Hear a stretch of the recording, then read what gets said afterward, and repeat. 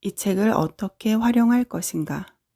이 책은 창조성을 확장하기를 바라는 사람이라면 누구나 참여할 수 있는 12주 프로그램으로 구성되어 있다. 이 책은 예술가라고 명명된 사람들만을 위한 책이 아니다. 이 책의 대상은 인생의 제1막을 뒤로하고 아직은 확고히 설계되지 않은 인생의 제2막에 들어서려는 사람들이다.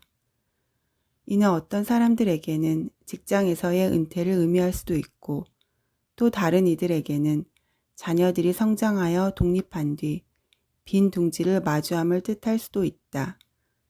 또 어떤 사람들에게는 갑자기 노인으로 낙인 찍혔을 때 창조적 정신에 생기를 불어 넣어주는 것을 의미할 수도 있다. 매주 당신은 그 주에 해당하는 부분을 읽고 그 안에 담긴 과제를 수행하게 될 것이다. 당신은 기본 도구 4가지를 이용해 과제를 수행할 것이다. 즉, 매일 모닝 페이지를 쓰고 일주일에 한 번씩 아티스트 데이트를 그리고 일주일에 2번씩 나홀로 산책을 할 것이다. 회고록은 12주에 걸쳐 진행될 것이며 당신의 특별한 인생 이야기를 12부분으로 나누어 한 번에 한 부분씩 감당할 수 있는 만큼씩 다시 돌아볼 것이다. 12주가 길게 느껴질지도 모르지만 당신 인생의 다음 단계를 위해 일주일에 몇 시간씩 투자하는 것이라고 생각하면 좋을 것이다. 기본 도구, 모닝 페이지. 매일 아침에 일어나자마자 의식의 흐름에 따라 손으로 3쪽씩 글을 쓰기. 당신만 볼 것. 회고록. 주마다 몇 년 단위로 기억을 일깨우고 당신의 인생을 되돌아보도록 구성된 과정. 아티스트 데이트. 일주일에 한 번씩 뭔가 재미있는 것을 찾아보는 혼자만의 탐험. 산책. 일주일에 2번 개나 친구나 휴대전화 없이 20분간 혼자 걷기. 모닝 페이지.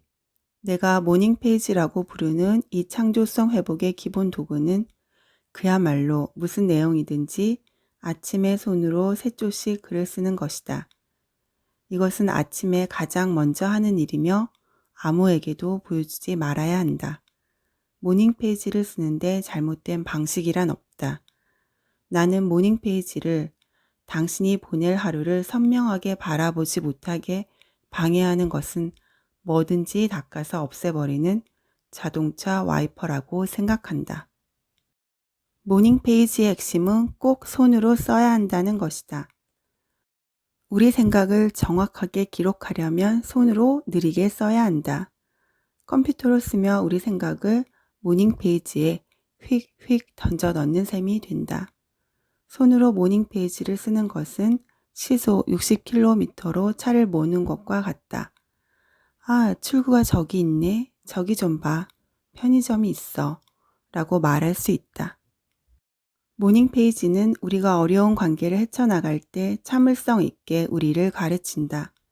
모닝 페이지는 우리가 새로운 목표와 계획을 세우고 실행에 나서기 시작할 때 우리의 저항을 통해 우리를 가르친다. 매일 아침 가능하면 일어나자마자 무슨 내용이든 3쪽씩 쓰라. 단면 노트에 손으로 쓰고 당신만 보도록 하라. A4 크기 노트를 추천한다. 그보다 더 작으면 당신의 생각을 펼치는데 방해가 될 것이다. 부디 손으로 쓰기를 바란다. 컴퓨터 등을 이용하면 더 빠르게 쓸 수 있다고 생각할지 모르지만 그 효과는 동일하지 않다. 사랑하는 사람이나 소중한 친구에게 모닝 페이지를 보여주지 말라. 모닝 페이지는 사적이고 완전히 자유로운 형식이며 순전히 의식의 흐름에 따라 기록하는 것이다. 모닝 페이지는 일종의 영적인 지압요법을 시행하는 곳으로 하루를 새로 시작하기에 앞서 우리를 깨끗하게 정화하는 것이다. 모닝 페이지는 일반적인 글쓰기가 아니며 일정한 형식으로 하나의 주제를 깊이 탐구하는 학술 논문은 더더욱 아니다. 모닝 페이지는 우리에게 남아있는 전날의 정신적 잔여물을 말끔하게 없애준다. 이 작업을 꾸준히 하면 우리 인생의 궤도가 달라질 것이다. 아티스트 데이트. 창조성 회복의 두 번째 주요 도구는 아티스트 데이트이다. 이것은 일주일에 한 번씩 당신이 관심을 갖고 매력적이라고 느끼는 것을 살피는 나홀로 탐험이다. 뭔가 재미있는 것을 해보자고 자기 자신에게 제안했을 때 저항이 있을 거라 예상하고 대비해야 한다. 모닝 페이지는 일이다. 그래서 우리는 흔쾌히 그 일을 시작한다. 창조성을 위해 노력해야 하는 일이라는 개념을 우리는 이해하고 있는 듯하다.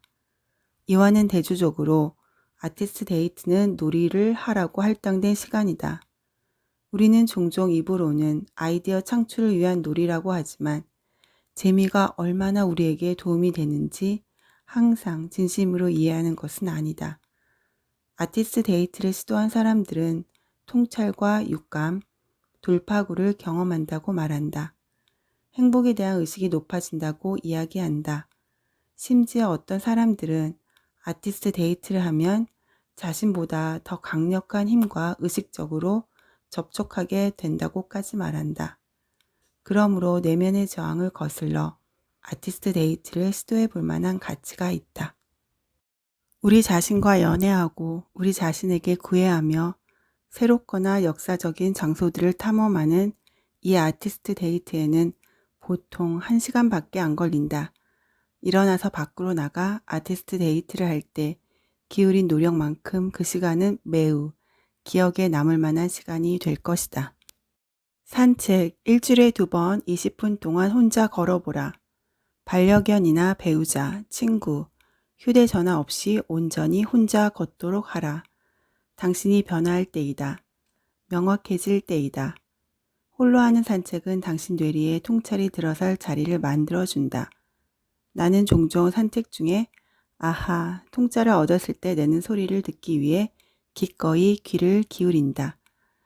귀를 기울일 때마다 나는 통찰을 얻는다.